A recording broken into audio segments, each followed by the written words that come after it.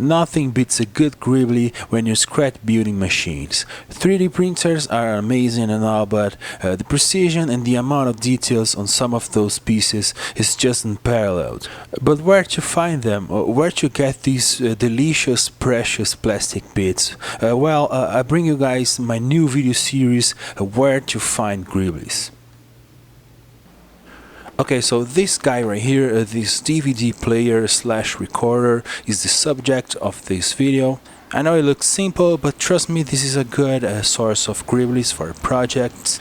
And as this one was given to me, I decided to take it apart in video, so let's just do that. Now, I actually lied, I got my hands on 3 of those. Now actually I also got this one right here from a DVD player, and I also got this one right here. And also this one right here from this old laptop. You guys got the idea, let's just move ahead. Okay, so let's begin taking these apart. But real quick though, let me just show you something right here. In the label it says that it was manufactured on May 2007. In my experience, the older an electronic is, the better. If you take like a printer from the early 2000s, those were amazing. They had big electric motors and tons of moving pieces. The ones they sell today are not half as fun as they were before. But anyways, as you just saw, I took the 4 bolts from the bottom of the DVD box, and now I'll just remove with some force this front plate right here. Now with the front plate removed, I can just pull out all the insides of the DVD player like this. But before we work on that, let me just take back the metal shell, because there are some gribblies right here. Let me show you. This piece is very good looking, so we don't want to waste that. And to remove it, I just gotta work from the outside. I gotta remove this white plastic disc right here. And this white plastic is a gribbly itself, a perfectly cut disc. And we also got this piece right here, which looks amazing, as I said. And on the back of it, there's this metal piece that can be removed like this. This metal piece not only looks amazing, but in the back of it, there's this interesting magnet right here with a hole in the middle. This can be very useful in a project, so let's save it. And so far we have 4 gribblies and 4 bolts already. But back to the insides of the DVD player, let me just first remove this logic board right here. I'll take a good look at it later, but right now let me just remove this piece right here. These pull tabs right here for the flat cables. They are amazing for tiny details, for surface details on your models.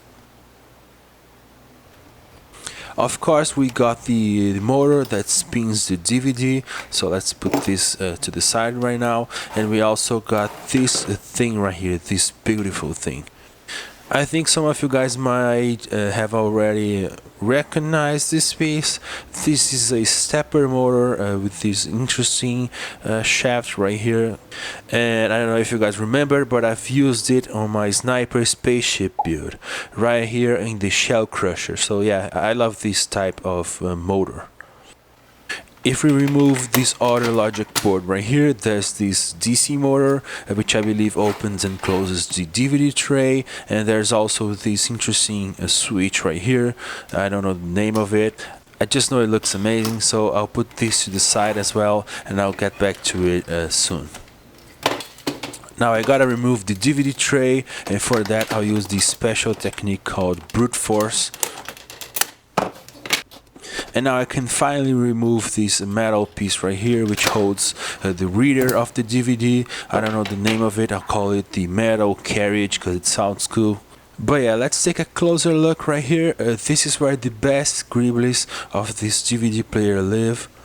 And in the middle right here, there's this lens, which I've also used in a project before. I think some of you guys might remember it, but I've used some on the Reaper robot. I've put 2 on the 3rd arm like this, and I've also used some in the head of the robot. but I'll show you the process of safely removing the lenses later in the video. For now, let's continue taking this thing apart. There are these 4 rubber pads right here, I'll save them, and there's also this metal plate right here in this case. This is a very thick and strong piece of metal, so I'll save it. And then I removed this metal piece, and now the rails of the, I'll call this the metal rails, the linear rails of the DVD can be taken off. There's also this gribbly right here, this very interesting plastic gribbly, so I'll remove it and save it as well. But yeah, now we have the core of the DVD reader on our hands. This is where the best gribblies are. But before I take this one apart, let's take a look at the gribblies that we just got. Lots of metal pieces and a really good looking stepper motor. Well, let's get back to the core of the DVD reader and let's face the challenge of taking these tiny screws apart, especially because I'm using this broken screwdriver. Yeah, this is the only one I have in this size, so yeah, I'll have to suffer with it for a little bit.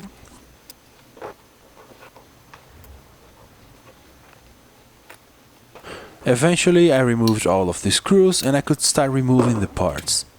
I'm being super careful right here because I don't want to damage these reflective pieces. And as you can see right here, there are many other lenses and reflective materials on the inside. Now the challenge right now is to not cause too much damage to these good looking pieces. As you can see, there are some drops of glue on the sides of the pieces of the elements, so you gotta be careful. Grab yourself an X-Acto knife and go carefully around it.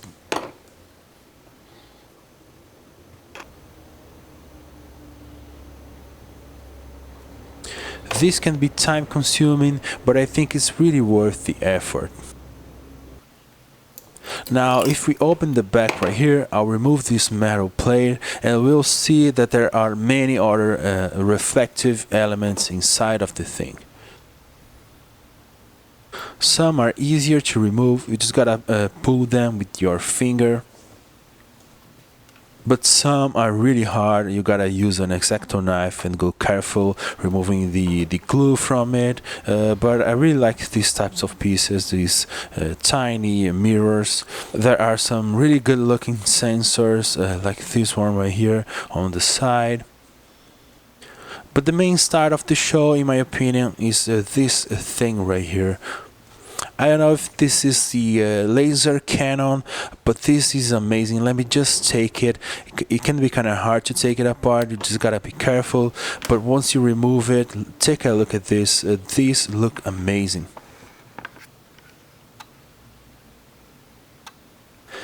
It looks like a real tiny camera with a metal case. When you take it from the plastic assembly, it kind of gets some damage, but even the damage looks good. This is a metal case, so it looks like a chipping that you would do in a model. So yeah, this is really amazing. I really love these pieces. As you guys know, I like to put pieces in my projects that don't need to be painted to use the material, the original colors of them. So yeah, this is one good example of that. And we've got this thing right here in the middle. I was able to find these tiny squares on some other DVD readers, but this is kind of like a square prism. Let me just take it off and show you guys the beauty of it. I want to be honest with you guys, I'm not sure how I'm going to use this in a project, but this looks amazing. I don't know about you guys, but I love these types of things. And in this particular DVD reader, there's this secondary laser Canon, I guess.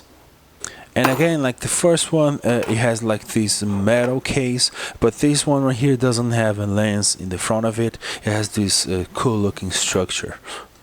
And this one also had this piece right here kind of hidden inside of the plastic piece. I just had to poke it from the back and it dropped.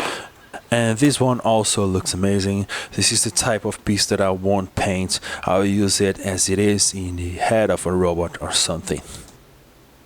Now, That's all of the lenses on this piece. Of course, the piece itself looks interesting. It could be used in a project, so I'll save it. Now I'll take apart the main lenses of the DVD reader.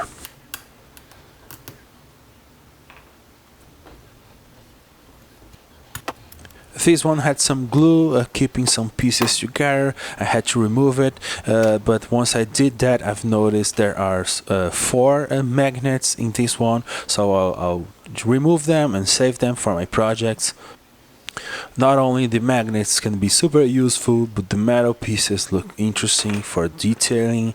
And then we have the main lenses. Now I want to show you guys something really interesting with the main lenses of a DVD reader. So allow me to digress for a little while right here. So this right here is my smartphone. It is an older model, but it doesn't matter for this experiment. Now if we take the lens from the DVD reader, and if we manage to glue it to the camera of the smartphone, we can make ourselves a cheap, lame version of a microscope. So as you guys just saw, I've used some double-sided tape to glue the lens of the DVD reader to the camera of my smartphone like this. And let's test the microscope, quote-unquote, with the PCB of the DVD reader. Now let me just get a light source. I'll put it right here on the side, and now let's just choose a tiny piece to take a look at. So I've chosen these tiny pieces right here, and I turned off my studio lights, and now let's try to find those tiny pieces with the smartphone.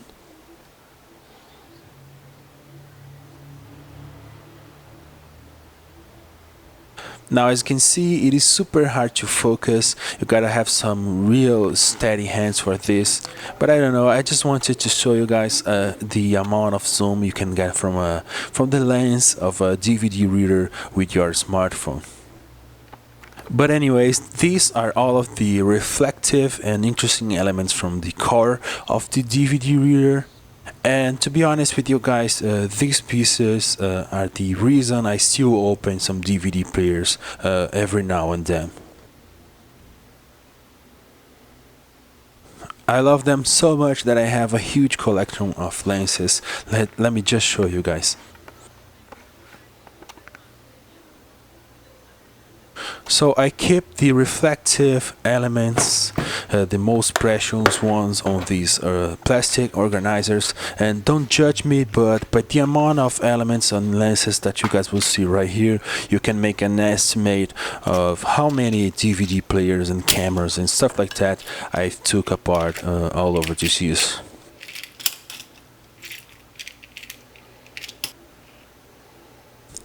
I have this one right here. I've been saving it to take apart. I believe this one is from a Blu-ray disc reader. It has more reflective elements, more lenses, and it even has this cute little tiny stepper motor right here. So yeah, I'm saving it for the future. But let's go back for a while. For instance, this piece right here, it may not look as interesting as the other ones, but I'll show you guys that there is still some interesting shapes to take from it. Like for instance, take this button right here, the eject button. From the front it looks lame and not interesting at all, but if you look from the back of it, from the inside of it, there's more detail to it. There's also the LED indicator piece right here that could be useful in a project. And in the frame right here, it may look like this piece is not interesting, but I'll show you to you guys that there are some details that we can take from it, like this one right here. So I'll just grab my Dremel tool and I'll cut it off of the frame.